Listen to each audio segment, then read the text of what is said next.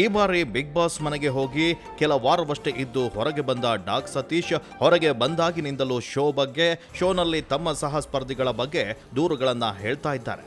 ಅದರಲ್ಲೂ ಇತ್ತೀಚೆಗೆ ಗಿಲ್ಲಿ ಬಗ್ಗೆ ಟೀಕೆ, ನಿಂದನೆಯನ್ನ ಮಾಡ್ತಾ ಇದ್ದಾರೆ.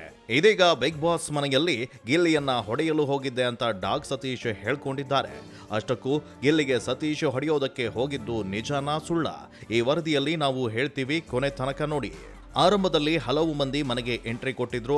ನಿಯಮದಂತೆ ಒಬ್ಬೊಬ್ಬರಾಗಿ ಎಲ್ಲರೂ ಹೊರಹೋಗಿ ಈಗ 7 ಮಂದಿ ಮಾತ್ರ ಉಳ್ಕೊಂಡಿದ್ದಾರೆ. ಬಿಗ್ ಬಾಸ್ ಮನೆಗೆ ಹೋಗಿ ಬಂದವರು ಸಖತ್ ಜನಪ್ರಿಯತೆಯನ್ನ ಗಳಿಸ್ತಾರೆ. ಆದ್ರೆ ಹೀಗೆ ಆಚೆ ಬಂದವರು ಬಿಗ್ ಬಾಸ್ ವಿರುದ್ಧವೇ ಮಾತನಾಡುವುದು ಕಡಿಮೆ.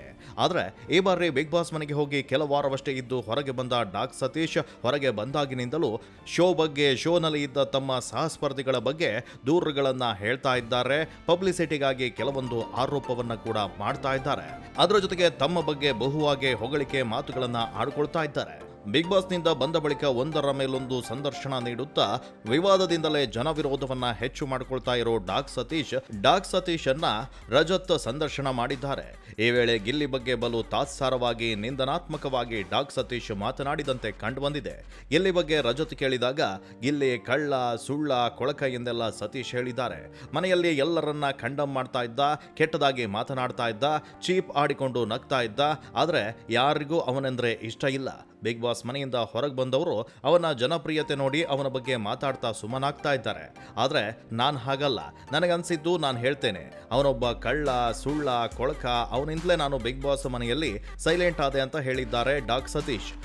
ಬಿಗ್ ಬಾಸ್ ಮನೆಯಲ್ಲಿ ನೀವು ಸಹ ಅವನಿಗೆ ಎದುರುತ್ತರ ಕೊಡಬೇಕಿತ್ತಲ್ಲ ಅಂತ ರಜತ್ ಪ್ರಶ್ನೆಗೆ ಉತ್ತರಿಸಿದ ಸತೀಶ್, ನಾನು ಸಾಕಷ್ಟು ಸಲ ಮಾತನಾಡಿದ್ದೆ, ಅಶ್ಲೀಲ ಪದ ಬಳಸಿ ಬೈದಿದ್ದೇನೆ.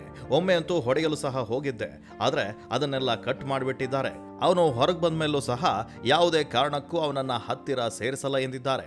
ಒಂದ್ ವೇಳೆ ಗಿಲ್ಲಿಗೆ ಹೊಡೆಯೋದಕ್ಕೆ ಸತೀಶ್ ಹೋಗಿದ್ದೆ ನಿಜವಾಗಿದ್ರೆ ಬಿಗ್ ಬಾಸ್ ಸಂಚಿಕೆಯಲ್ಲಿ ಪ್ರಸಾರವಾಗಬೇಕಿತ್ತು. ಗಿಲ್ಲಿಗೆ ಇರೋ ಜನಪ್ರಿಯತೆಗೆ ಇಂತಹ ಕಂಟೆಂಟ್ಗಳು ಮತ್ತಷ್ಟು TRPಯನ್ನ ತಂದುಕೊಡ್ತಾವೆ. ಹೀಗಾಗಿ ಯಾವುದೇ ಕಾರಣಕ್ಕೂ ವಾಹಿನಿ, ತಂಡ ಇಂತಹ ವಿಡಿಯೋಗಳನ್ನ ಮುಚ್ಚಿಡಲ್ಲ. ಹೊಡೆದಿರೋದನ್ನ ತೋರಿಸುವಾಗ ಹೊಡೆಯಲು ಹೋಗಿರುವ ಗಲಾಟೆ ದೃಶ್ಯವನ್ನ ಬೇಕಂತಲೇ ತೋರಿಸಿಲ್ಲ ಅನ್ನೋದು ನಂಬೋದಕ್ಕೆ ಅಸಾಧ್ಯವಾದದ್ದು. ಸತೀಶ್ ಹೇಳಿದ್ದು ಸತ್ಯ ಅಂತ ಹೇಳೋಕೆ ಆಗೋದೇ ಇಲ್ಲ. ಯಾಕಂದ್ರೆ ಅದಕ್ಕೂ ಸಾಕ್ಷಿಗಳಿಲ್ಲ. ನಿಮ್ಮ ಪ್ರಕಾರ ಸತೀಶ್ ಮಾತು ನಿಜವಾಗಿರ್ಬಹುದಾ? ಇಲ್ಲಿಗೆ ನಿಜವಾಗಿಯೂ ಹೊಡೆಯೋದಕ್ಕೆ ಹೋಗಿರಬಹುದಾ? ನಿಮ್ಗೇನನ್ಸುತ್ತೆ? ಕಮೆಂಟ್ ಮಾಡಿ ತಿಳಿಸಿ.